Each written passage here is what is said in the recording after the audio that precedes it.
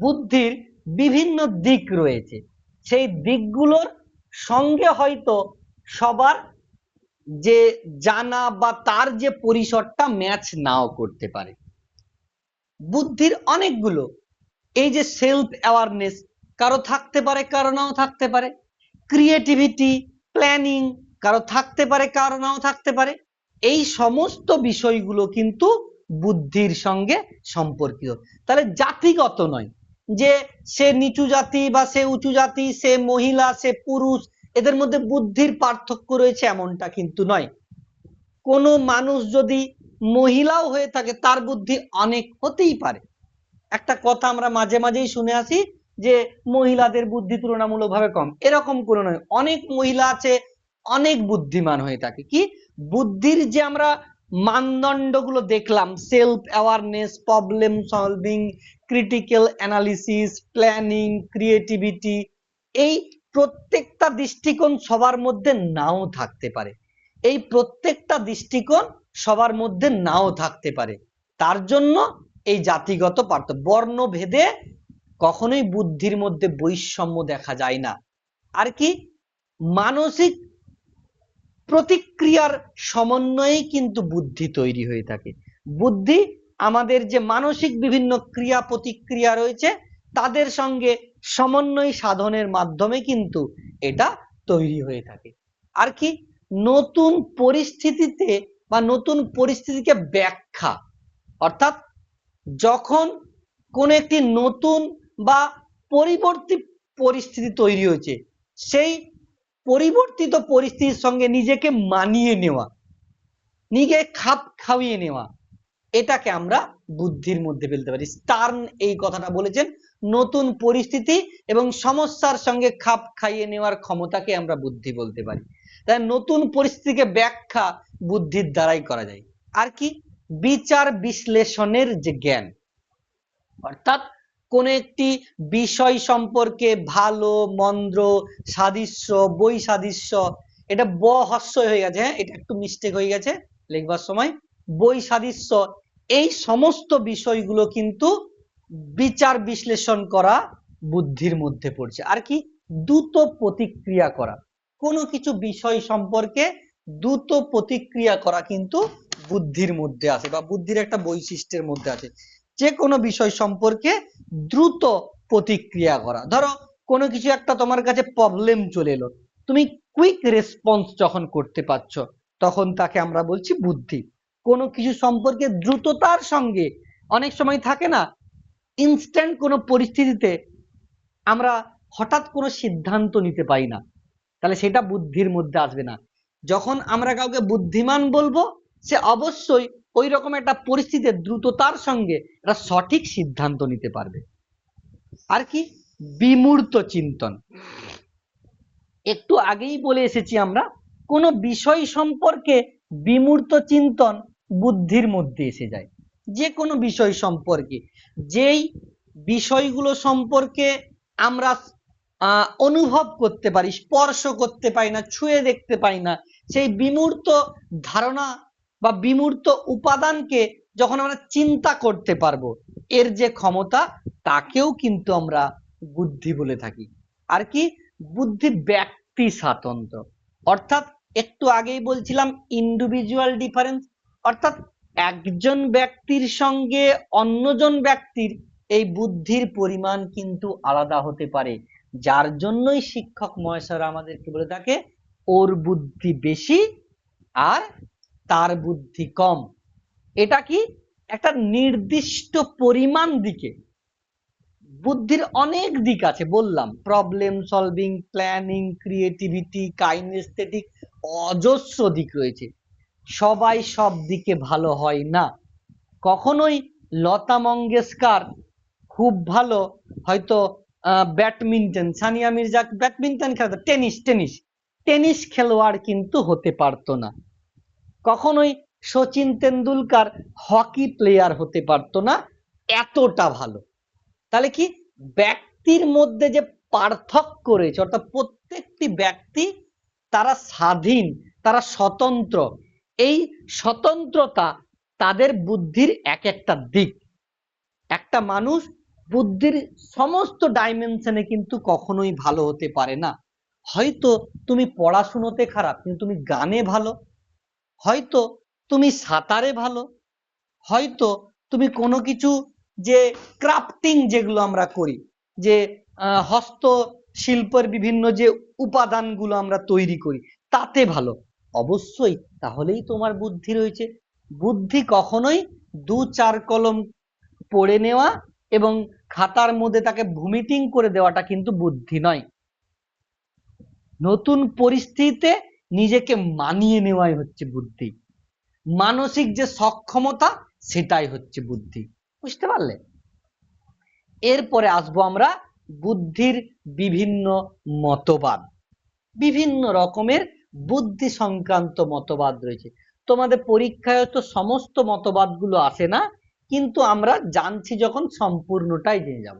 বুদ্ধি সম্পর্কে প্রাচীন এবং আধুনিক দুই ধরনের মতবাদ প্রচলিত রয়েছে। যদিও প্রাচীন যে মতবাদগুলো সেগুলো কল্পনা প্রবণ, সেগুলো অনুমান নির্ভর, সেগুলোর কোনো বৈজ্ঞানিক বা জৈবিক ভিত্তি নেই, কোনো গাণিতিক সমীকরণ নেই, কিন্তু তারপরেও প্রাচীন যে মতবাদ তাদের উপরে ভিত্তি অনেকাংশে নির্ভর করে আধুনিক মতবাদগুলোতে আসা গিয়েছে। তাহলে বুদ্ধির যে প্রাচীন মতবাদগুলোকে আমরা 3টে ভাগে ভাগ করেছি: রাজতন্ত্রবাদ, সামন্ততন্ত্রবাদ এবং অরাজকতাবাদ। রাজতন্ত্রবাদ মানে সুপ্রিমেসি একজন থাকবে, মানে রাজা, সে হচ্ছে কেন্দ্রীয় ক্ষমতার অধিকারী, তেমনি বুদ্ধিও হচ্ছে কেন্দ্রীয় ক্ষমতার অধিকারী। রাজা সমস্ত প্রজাদেরকে কন্ট্রোল করে, বুদ্ধিও কিন্তু সমস্ত ধরনের যে কাজ তাকে নিয়ন্ত্রণ করে। মানে রাজার সঙ্গে রাজতন্ত্রের সঙ্গে বুদ্ধির মিল যেই তত্ত্বে বলছে সেটা হচ্ছে রাজতন্ত্রবাদ। আবারও বলছি, বুদ্ধির যেই তত্ত্বে বা যে প্রাচীন তত্ত্বে রাজার যে কাজকর্ম বা রাজার সঙ্গে প্রজা যেই রকম সম্পর্কে যুক্ত রয়েছে, রাজতন্ত্র মতবাদে বুদ্ধির সঙ্গে সমস্ত ধরনের যে বৌদ্ধিক কাজকর্ম একইভাবে যুক্ত রয়েছে। রাজা সমস্ত প্রজাদেরকে নিয়ন্ত্রণ করে, সমস্ত প্রজাদের কাজকর্ম, তাদের যাবতীয় যে পরিকল্পনা সবকেই নিয়ন্ত্রণ করে। তেমনি আমাদের মধ্যে সমস্ত ধরনের যে বৌদ্ধিক ক্রিয়াকলাপ রয়েছে, বুদ্ধি তাদেরকে নিয়ন্ত্রণ করে। এটা বলছে কি? রাজতন্ত্র মতবাদ অনুযায়ী।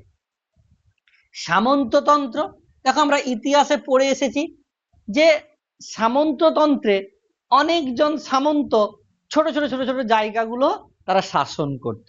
অর্থাৎ এখানে একজন নয়, অনেকজন ব্যক্তি মানুষদেরকে নিয়ন্ত্রণ করতেন। অর্থাৎ এক্ষেত্রেও রাজতন্ত্রের মতো বুদ্ধি কিন্তু একক নয়, এখানে অনেকগুলি শক্তির সমন্বয়। যেমন অনেকগুলি সামন্তদের দ্বারা একটা রাজ্য পরিচালিত হতো একটা সময়, তেমনি বুদ্ধিও এখানে একক নয়, অনেক ধরনের যে শক্তি তার সমন্বয়ে বুদ্ধি গঠিত এবং সে বিভিন্ন ধরনের যে ক্রিয়াকলাপ সেগুলোকে নিয়ন্ত্রণ করে, ঠিক সামন্তদের মতো। সামন্ততন্ত্রে আমরা পড়ে এসেছি। অরাজকতাবাদটা কি? এখানে কিন্তু কোন রকম একজন বা কয়েকজন নয়। দেখো মনে করো পড়েছি হয়তো ইতিহাসে অনেক আগে মাৎসন্যায়, শশাঙ্কের মৃত্যুর পর কি হয়েছিল? রাজা না থাকার জন্য অভিজাতরা সমাজের ছোটদের ওপর অত্যাচার, তাদেরকে বিভিন্ন রকম ভাবে শোষণ শাসন করত। এক্ষেত্রেও অরাজকতাবাদ হচ্ছে বুদ্ধি কোনো একটি বিষয়ের সমন্বয়ে নয়, অনেকগুলো ক্ষুদ্র ক্ষুদ্র শক্তির সমন্বয়ে কিন্তু বুদ্ধি তৈরি, ঠিক অরাজকতাবাদে যেইভাবে তৈরি হয়। একটা হচ্ছে একক, একটা বলছে কিছু, এবং আরেকটা বলছে অসংখ্য ক্ষুদ্র ক্ষুদ্র শক্তি। তাহলে এগুলো হচ্ছে প্রাচীন মতবাদ। এগুলো কি? প্রাচীন মতবাদ। এরপরে আমরা আধুনিক মতবাদের আসবো। দেখো প্রাচীন মতবাদ মোনার্কি, ঠিক আছে, তারপরে সামন্ততন্ত্রবাদ, অরাজকতাবাদ, এগুলো সব পরপর পরপর রয়েছে। আধুনিক মতবাদের এই তত্ত্বগুলো ছাড়াও স্টার্নের একক উপাদান তত্ত্ব, স্পিয়ারম্যানের দ্বি উপাদান তত্ত্ব, থমসনের বাছাই তত্ত্ব, থার্স্টনের বহু উপাদান তত্ত্ব, গিলফোর্ডের ধী শক্তি তত্ত্ব, থর্নডাইকের বহু উপাদান, গার্ডনারের বহুমুখী, এইগুলো ছাড়াও আরো অসংখ্য তত্ত্ব রয়েছে। যেমন ক্যারল আছে, গোলম্যান রয়েছে, স্টার্নবার্গ রয়েছে, গার্ডনার রয়েছে, ক্যাটল রয়েছে, ভার্নন রয়েছে, অনেকের তত্ত্ব রয়েছে। কিন্তু আমরা যেগুলো মেনলি প্রশ্ন আসে সেগুলো একটু বড়ভাবে পড়বো, আর যেগুলো সম্পর্কে একটা দুটো প্রশ্ন আসে তাদের বৈশিষ্ট্য এবং সেই তত্ত্বটা কে দিয়েছে, কবে দিয়েছে, সেই তত্ত্বকে আর কি বলা হতে পারে, সেগুলো সম্পর্কে আমরা দেখব। যেমন এখানে গিলফোর্ডে যেটা ধীশক্তি তত্ত্ব, এটা অনেকে ত্রিশক্তি হবে, ধী করে দিয়েছে, হ্যাঁ, ত্রিশক্তি তত্ত্ব, ঠিক আছে। এটাকে এসওয়াই মডেল বলা হয়, ঠিক আছে। এসওয়াই মডেল, তিনটা এখানে প্রক্রিয়াগত মাত্রা, বিষয়বস্তুগত মাত্রা আর ফলাফলগত মাত্রা, এখানে টোটাল তিনটা তত্ত্ব রয়েছে। তিনটা উপাদানে এসওয়াই তত্ত্ব ব্যাখ্যা বিশ্লেষণ করব পরবর্তীকালে। তো এটা ধী হবে, হ্যাঁ, নয় ত্রি হবে, ত্রিশক্তি তত্ত্ব, তিনটা শক্তি। আজ আমরা যেটা পড়ব একক উপাদান তত্ত্ব, ইউনিফ্যাক্টর থিওরি। আচ্ছা বলো। স্যার স্পিয়ারম্যানের ওটা দ্বিশক্তির জায়গায় ত্রিশক্তি হবে? না, দুটো আছে, একটা স্পিয়ারম্যান আর এটা আছে কি দেখো গিলফোর্ড। আচ্ছা আচ্ছা ঠিক আছে। দ্বিশক্তি তত্ত্ব হচ্ছে স্পিয়ারম্যান, আর যেটা আছে ভি লিখা হয়ে গেছে, এটার দিকে তাকাও, একটা বইয়ের ক্লিপ তো, ওটা ত্রি হবে, হ্যাঁ, ত্রিশক্তি। এটা আমাকে এডিটিং হ্যাঁ করে স্যার। দেওয়াটা দরকার ছিল। আচ্ছা, যখন আসবো তখন একদম ক্লিয়ার হয়ে যাবে। স্ট্রাকচার অফ ইন্টালেক্ট বা এসওয়াই মডেল প্রত্যেকটাই ধরে ধরে পড়াবো টেনথে নিতে। যদি কোথাও একটু মিস্টেক হয়ে থাকে, এগুলো বিভিন্ন বাজার চলতি বই তো, সেখানে টুকটাক মিস্টেক আছে, কারেকশন বলে দিলাম। এরপরে আমরা যেটা পড়বো একক উপাদান তত্ত্ব, যেটাকে ইউনিফ্যাক্টর তত্ত্ব বলে। এই তত্ত্বটা অনেকখানি যেটা আমরা পড়লাম মোনার্কি, সেই মোনার্কি তত্ত্বের সঙ্গে সম্পর্কিত। মানে রাজতন্ত্র যে মতবাদ, সেই রাজতন্ত্র মতবাদের সঙ্গে কিন্তু অনেকখানি সাদৃশ্য। এটা উইলিয়াম স্টার্ন নামের একজন মনোবিদ এই তত্ত্বটা দিয়েছিল। তিনি বলছেন বুদ্ধি হচ্ছে একটা একক শক্তি, যেটা সমস্ত ধরনের বৌদ্ধিক কাজে লাগে। অর্থাৎ বুদ্ধি হচ্ছে একটা একক শক্তি, একটা অবিভাজ্য মানসিক শক্তি, যে আমাদের সমস্ত ধরনের বৌদ্ধিক যে কাজ তাকে নিয়ন্ত্রণ করে। এনার মূল বক্তব্যকে একটা ছোট্ট করেছিল, আমি তাও তিনটে পার্টে ভেঙে দিয়েছি। একটা কি, বুদ্ধি একটি একক ক্ষমতা। এই মতবাদ অনুযায়ী বুদ্ধি অনেকগুলো উপাদান দিয়ে গঠিত নয়, মানুষের একটি সাধারণ মানসিক ক্ষমতা, এটা একক। আর কি, সব মানসিক কাজের ভিত্তি একই। মানে এই মতবাদ বলছে আমাদের যে যাবতীয় কাজ আছে সবারই ভিত্তি একটি বুদ্ধি থেকে আসছে। মানে গণিত বলি, ভাষা বলি, যে কোনো কাজ বলি, সমস্যা সমাধান বলি, সব মানে যে পড়াশোনায় ভালো সে খেলাধুলাও ভালো হবে, এই মতবাদ এই রকমই একটা বলে। যে অঙ্কে ভালো হবে সে বিজ্ঞানে ভালো হবে, যে অঙ্কে ভালো হবে সে ভাষাতে ভালো হবে, যে অঙ্কে ভালো সে সাহিত্যে ভালো হবে। এই তত্ত্ব এই রকমটা বলছে। আর কি, বুদ্ধি অবিভাজ্য, একে আলাদা আলাদা কোনো ভাগে ভাগ করা যায় না, এটা একটা সমগ্র বা হোল আকারে আমরা দেখি এটাকে, ঠিক আছে। অর্থাৎ একটা ছোট্ট উদাহরণ দিয়ে দেখি, দেখো যে একজন শিক্ষার্থী যদি অঙ্কে ভালো হয়, তাহলে এই তত্ত্ব অনুযায়ী সে বিজ্ঞানে ভালো হবে, সে ভাষায় ভালো হবে, সে বাংলায় ভালো হবে, সে সাহিত্যে ভালো হবে, সবই ভালো হবে। এটা তো হয় না। তাহলে এনার তত্ত্বের এখানেই সমালোচনা, যে বুদ্ধি যদি একটি উপাদানের সাপেক্ষে তৈরি হতো, তাহলে কিন্তু যে অঙ্কে ভালো হতো সে বিজ্ঞানেও ভালো হতো, যে ভাষাতে ভালো হতো সে অঙ্কেও ভালো হতো। যেমন আমাদের মধ্যে অনেকেই আছে, আবার অনেকে নেই, সবাইকে তো বলা উচিত নয়। পার্সোনালি আমি নিজে অঙ্কে মোটামুটি খুব একটাও ভালো নয় আর খুব খারাপও নয়, ইংলিশে তাও মোটামুটি ভালো, অঙ্কে কিন্তু খুব একটা ভালো নয়। তাহলে সেই জায়গায় আমার বাকি যে সাবজেক্ট গুলো যে তাতে ভালো, যেমন ফিজিক্যাল সায়েন্সে ভালো ছিলাম, লাইফ সায়েন্সে ভালো ছিলাম, কিন্তু অঙ্কে আমি একদম ভালো ছিলাম না, অনেকটাই খারাপ ছিলাম দেখতে গেলে। তো তেমনি এই মতবাদ অনুযায়ী কিন্তু আমি ভুল। তাহলে কখনোই আমি যদি বিজ্ঞানে ভালো হই, তাহলে আমি অঙ্কে নাও ভালো হতে পারি। যেমন আমি জীবন বিজ্ঞান এবং জড় বিজ্ঞান, একটাতে 95, একটাতে 94 পেয়েছিলাম, কিন্তু অঙ্কে লজ্জার বিষয় 60 পেয়েছিলাম, অনেকটাই কম, তাই না? তাহলে বুদ্ধি কিন্তু এই তত্ত্ব অনুযায়ী আমি যে উদাহরণটা দিলাম সেটা ভুল। কেন? বুদ্ধি একটা উপাদানের সমন্বয়ে গঠিত নয়। আর স্টার্ন কি বলছেন? যে বুদ্ধি একটা উপাদানের দ্বারা গঠিত। তাহলে এই তত্ত্বটা একটু পরিমাণ ভুল রয়েছে, কিন্তু আমাদেরকে পড়তে হবে। স্টার্নের তত্ত্বটা একক উপাদান তত্ত্ব। এই তত্ত্বের মধ্যে বুদ্ধি একটি মাত্র মানসিক ক্ষমতা, যা যাবতীয় কাজকে পরিচালিত করে থাকে। এবারে যেটা পড়বো, দ্বি উপাদান তত্ত্ব, two factor theory of intelligence. কার? এটা হচ্ছে স্পিয়ারম্যানের। এই তত্ত্বটা হচ্ছে স্পিয়ারম্যানের তত্ত্ব। 1904 সালে এই তত্ত্বটা দিয়েছিল, আমি লিখতে ভুলে গেছি, একটু লিখে নিবে। 1904 দিয়েছে খেয়াল করেন। 1904 সালে এই তত্ত্বটা দিয়েছিল, একটা বুক ছিল তার, এবিলিটি অফ ম্যান। এই এবিলিটি অফ ম্যান নামক যে গ্রন্থ, সেখানে কিন্তু তিনি এই বুদ্ধির দ্বি উপাদান তত্ত্ব। মাম্পি কিছু বলবে?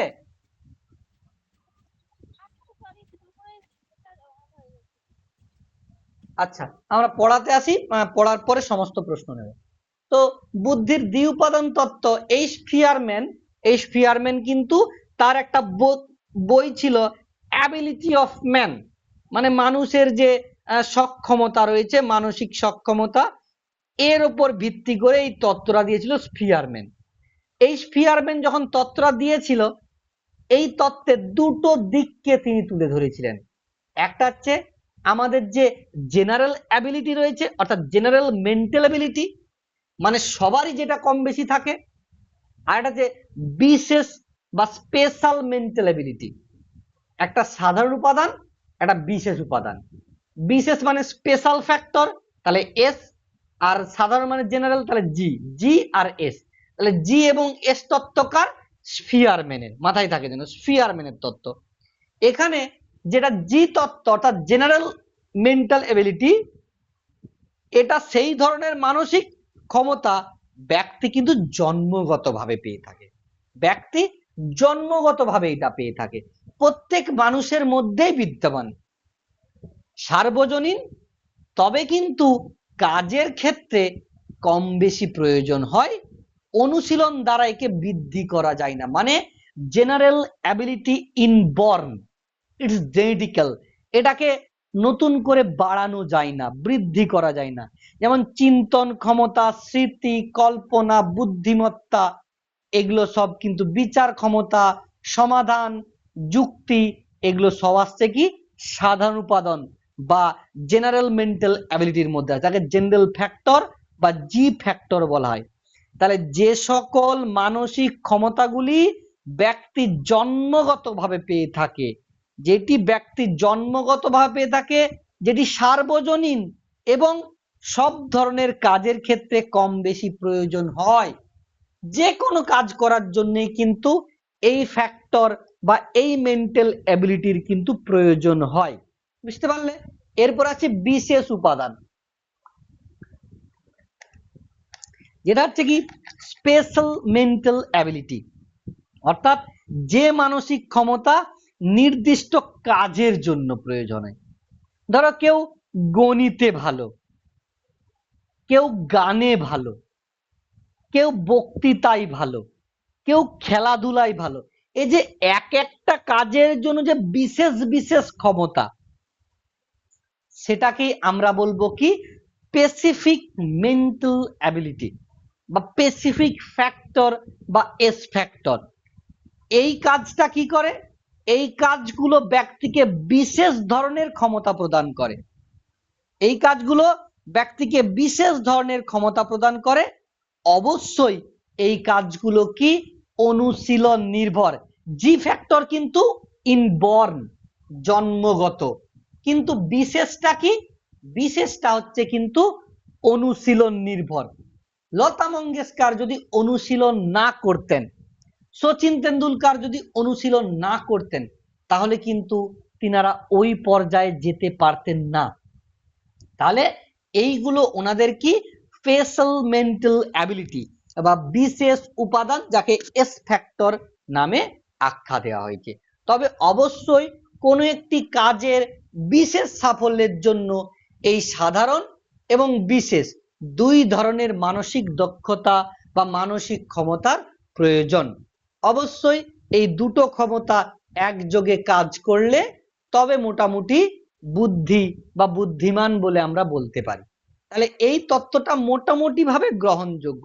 এই তত্ত্বটা খুব একটা ফেলে দেওয়ার মতো নয়, মোটামুটি ভাবে গ্রহণযোগ্য।